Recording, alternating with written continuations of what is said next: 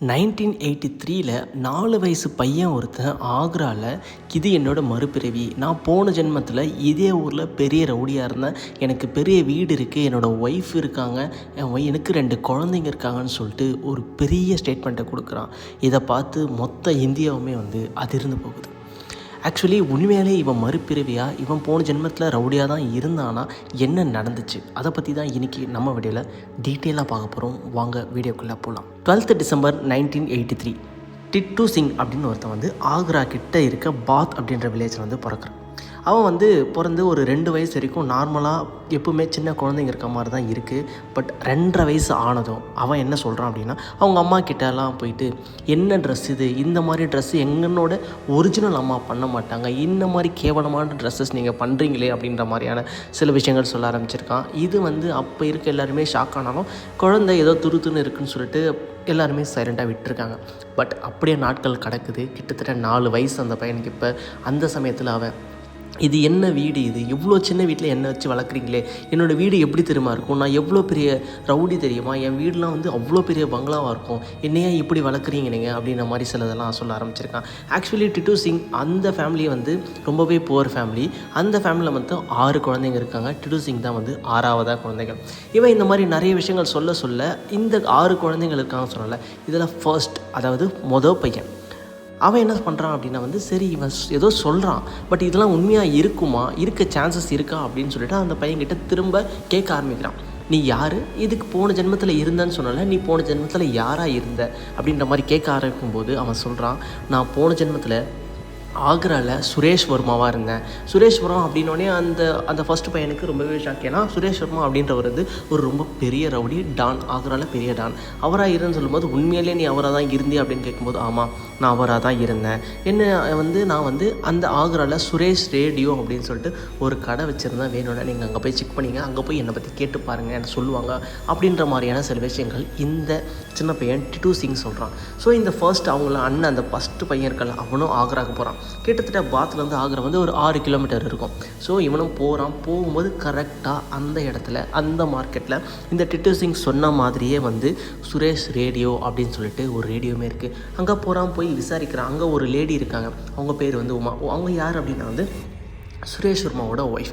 அவங்கக்கிட்ட விசாரிக்க ஆரம்பிக்கிறான். இந்த மாதிரி என்னோடய தம்பி இந்த மாதிரிலாம் சொல்கிறான், இது உண்மையாக போயான்னு எனக்கு தெரியல, இதை பற்றி உங்ககிட்ட நான் கேட்குறதுக்காக தான் வந்தேன் அப்படின்ற மாதிரி சொல்ல, அவங்களுக்கும் இது எல்லாமே உண்மையாக தான் இருக்குது, பட் இருந்தாலும் நம்ம ஒரு கிராஸ் செக் பண்ணிக்கலாம் அப்படின்னு சொல்லிட்டு அவங்களும் அவங்க ஃபேமிலி, அது அவங்களுக்கு 2 பசங்கன்னு சொன்னல, அந்த பசங்க ப்ளஸ் அவங்களுடைய அந்த சுரேஷ் வர்மாவுடைய அம்மா அப்பா எல்லாருமே இந்த பாத்துக்கு வராங்க. மறுநாள் காரில் வராங்க.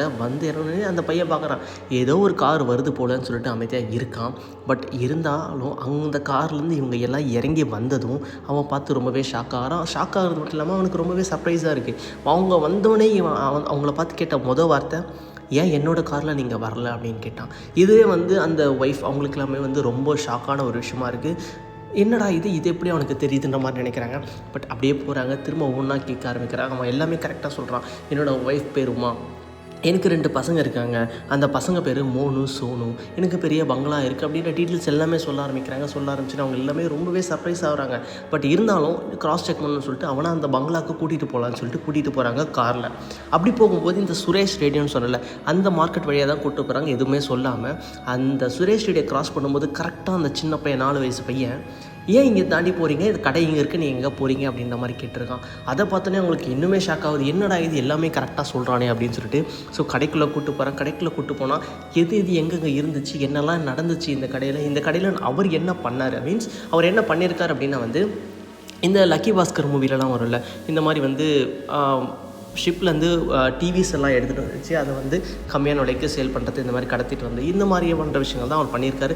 இது எல்லாமே அந்த பையன் கரெக்டாக சொல்லியிருக்கான். இதை பார்த்தவொடனே இவங்களுக்கு ரொம்பவே ஷாக்கு. பட் அவங்க அப்பா அம்மா என்ன நினைக்கிறாங்க, அதாவது சுரேஷரோட அப்பா அம்மா பரவாயில்ல, நம்ம பையன் நமக்கு திரும்ப கிடச்சிட்டான்னு நினைக்கிறாங்க. பட் இருந்தாலும் இவங்க ஒய்ஃப் இன்னும் அவனை செக் பண்ணணும்னு சொல்லிட்டு வீட்டுக்கு கூட்டிகிட்டு போகிறாங்க. வீட்டுக்கு கூட்டிகிட்டு போயிட்டு அவன் சொன்ன மாதிரி பெரிய பங்களா தான் இருக்குது. அங்கே கேட்குறாங்க, இந்த இடத்துல நீங்கள் கோல்டுலாம் எங்கே ஒலிக்கி வைப்பீங்க அப்படின்னு கேட்கும்போது, கரெக்டாக போயிட்டு இந்த இடத்துல தான் கோல்டை வைப்பேன்னு சொல்லி கரெக்டாக காமிச்சிருக்கான். தான். அது மட்டும் இல்லாமல் சரி உங்கள் 2 பசங்களோட பேர் என்னன்னு கேட்கும்போது மோனு சோனுன்னு சொன்னது மட்டும் இல்லாமல் ஒரு கூட்டமாக நிறைய பேர் நிற்க வச்சுட்டு அதுக்கு நடுவில் இவங்க 2 பசங்க நிற்க வச்சுட்டு யார் உங்கள் பசங்கன்னு கேட்கும்போது கரெக்டாக மோனு சோனுவை ஐடென்டிஃபையுமே பண்ணுறான்.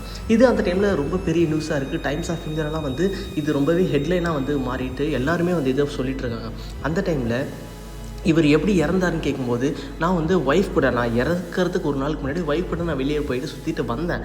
பட் வீட்டுக்குள்ளே வரும்போது ஒய்ஃப் கேட்டு திறக்கும்போது அந்த சமயத்தில் 2 பேர் பைக்கில் வந்தாங்க, வந்து என்னை சுட்டுட்டாங்க. தலையில் சுட்டதில் நான் இறந்து போயிட்டேன்னு சொல்கிறாங்க. இதில் சர்ப்ரைசிங்லி இப்போ இந்த பையன் 4 வயசு பையன் சொல்லலை, அந்த அந்த மார்க் வந்து இப்போவுமே இந்த 4 வயசு பையனோட தலையிலுமே இருக்குது அப்படின்ற மாதிரி சொல்கிறாங்க. ஸோ இதெல்லாம் பார்க்கும்போது எல்லாருக்குமே ஒரே ஷாக்கு தான். அதுக்கப்புறம் வந்து இந்த மாதிரி ரீபத்தான நியூஸ் எல்லாருமே ஸ்ப்ரெட் ஆனோடனே அந்த 2 பேர் கொலை பண்ணாங்கன்னு சொன்னால அவங்க இவனை பார்க்க வராங்க. மீன்ஸ் ரேண்டமாக வராங்க. அப்படி வரும்போது கரெக்டாக பார்த்து இவங்க 2 பேர் தான் என்னை கொன்னாங்க அப்படின்ற மாதிரி எல்லாருக்கிட்டையுமே சொல்ல ஆரம்பிக்கிறான். அவங்க 2 பேருக்குமே பயம் வர ஆரம்பிச்சிடுது. பயம் வந்தோடனே இவங்க என்ன பண்ணுறாங்கன்னா இவங்களாவே கோர்ட்டில் போய் சரண்டராங்க, நாங்கள் தான் இந்த மாதிரி வந்து சாவடிச்சோம் அப்படின்னு சொல்லிட்டு. அப்போது இதுக்கான எவிடன்ஸ் அவர் யார் சாவடிச்சான எவிடன்ஸ் எதுவுமே கிடையாது. பட் இப்போ இவர் சொன்னார் இது என்ன இப்போ ஃப்யூச்சரில் ஏதாவது இஷ்யூ ஆகிடுமோ அப்படின்னு சொல்லிட்டு அவங்களாவே கோர்ட்டில் போயிட்டு நாங்கள் தான் கொன்னோம் அப்படின்னு சொல்லிட்டு சரண்டரும் ஆகிறாங்க. அதுக்கப்புறம் என்ன நடக்குது அப்படின்னா டைம்ஸ் ஆஃப் இந்தியா எல்லாமே டைம்ஸ் ஆஃப் இந்தியாலாம் ரொம்பவே பெரிய நியூஸ் ஆகுது. அவருமே வந்து என்ன பண்ணுறாரு, அந்த பையன் வளர ஹையர் ஸ்டடீஸ் எல்லாமே ஊட்டியில் படிக்கிறான். ஊட்டியில் படித்தாலுமே இங்கே தமிழ்நாட்டில் தென்காசியில் அவன் பிரின்ஸிபலாக ஒரு காலேஜில் ஒர்க் பண்ணுறான். இப்பயும் அந்த பையன் உயிரோடு தான் இருக்கான். ஆக்ராவில் இப்போ பதஞ்சலி யூனிவர்சிட்டியில் ஒர்க் பண்ணிட்டு இருக்கான். ஆக்சுவலி இதை வந்து நிறைய பேர் நம்ம மறுக்கிறாங்க. ஸோ இதை பற்றி நீங்கள் என்ன நினைக்கிறீங்க அப்படின்றத கீழே கமெண்ட்ஸில் கமெண்ட் பண்ணுங்கள். பாய்.